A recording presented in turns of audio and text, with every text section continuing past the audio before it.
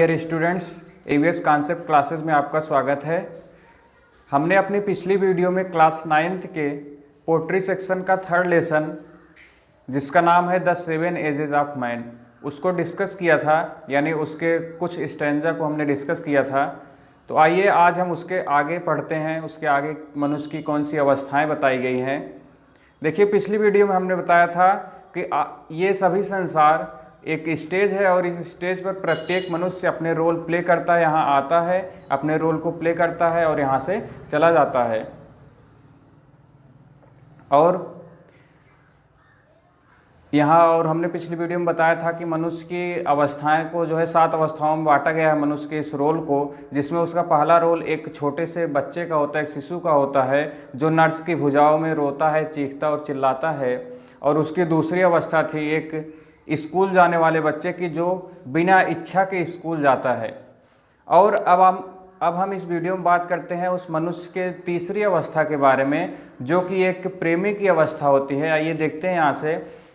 And then the lover, और अब उस स्कूल न जाने वाले बच्चे के बाद की जो अवस्था होती है वो एक प्रेमी की अवस्था होती है। सीइंग लाइक फर्नेस, जो कि एक भट्टी की तरह, फर्नेस में होता है भट्टी, साइंग में होता है आ भरना, एक भट्टी की तरह आ भरता है। With a woeful ballot, woeful ballot means एक दुखपूर्ण कविता के साथ, विथ अ वोफुल बैलेट एक दुखपूर्ण कविता के साथ। Made to his mistress eyebrow, made to his mistress eyebrow, mistress means होता है प्रेमिका, वो अपनी प्रेमिका के आंखों की प्रशंसा करता है। देन अ सोल्जर, यानी ये एक प्रेमी की अवस्था के बाद उसकी जो अवस्था आती है वो एक सोल्जर की अवस्था होती है, एक सिपाही की अवस्था होती है। फुल ऑफ स्ट्रेंज ओथ्स, जो अजीब कस्मों से भरी हुई होती है। एंड बियर्डेड लाइक द पार्ड, और उसकी दाढ़ी जो होती है एक चीते की तरह बढ़ी हुई होती है। आगे देखिए, जीलस इन ऑनर, जो कि सम्मान के लिए ईर्ष्यालु होता है, यानी हमेशा सम्मान का इच्छुक होता है, हमेशा सम्मान प्राप्त करना चाहता है। आइए एक बार फिर से देखते हैं।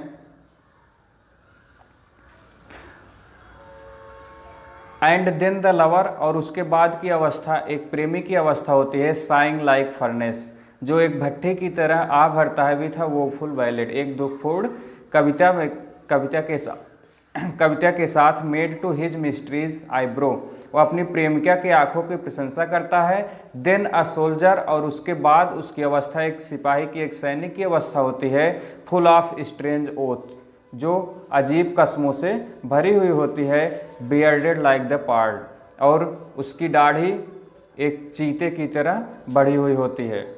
जीलस इन ऑनर, जो सम्मान में ईर्ष्यालु हो जाता है, यानी हमेशा सम्मान का इच्छुक होता है। Sudden and quick in quarrel, sudden means अचानक, एंड क्विक और तेजी से, इन क्वेरल वह झगड़े में पड़ जाता है। Seeing the bubble reputation, bubble reputation means होता है बुलबुले के समान प्रसिद्धि। सीइंग मीन्स खोजता है, द बबल रेपुटेशन बुलबुले के समान प्रसिद्धि को खोजता है। इवन इन द कैरनास माउथ, कैरनास में होता है तोप, यानी जो लड़ाई वगैरह में काम आती है तोप, उसी को कहते हैं कैरनास। इवन इन द कैरनास माउथ, यहाँ तक कि चाहे उसे तोप के मुंह के सामने भी आना पड़ जाए तो भी वह पीछे नहीं हटता है। And then the justice, and then, और उसके बाद जो अवस्था होती है उसकी, द जस्टिस एक न्यायाधीश की अवस्था होती है। इन फेयर राउंड बेली, फेयर राउंड बेली मीन्स होता है उसका एक सुंदर गोल पेट उसका आगे निकला हुआ होता है। विथ अ गुड कैपन लाइन, उस पेट में उसकी त्वचा की जो लाइन बनी होती है उसी को एक कैपन लाइन कहा जाता है। तो उसकी पेट में एक अच्छी कैपन लाइन बनी होती है। विथ आइज सर्व, उसकी आंखें कठोर होती है, कठोर आंखों के साथ वो होता है। And beard of formal cut, और उसकी दाढ़ी एक सामान्य प्रकार से कटी हुई होती है।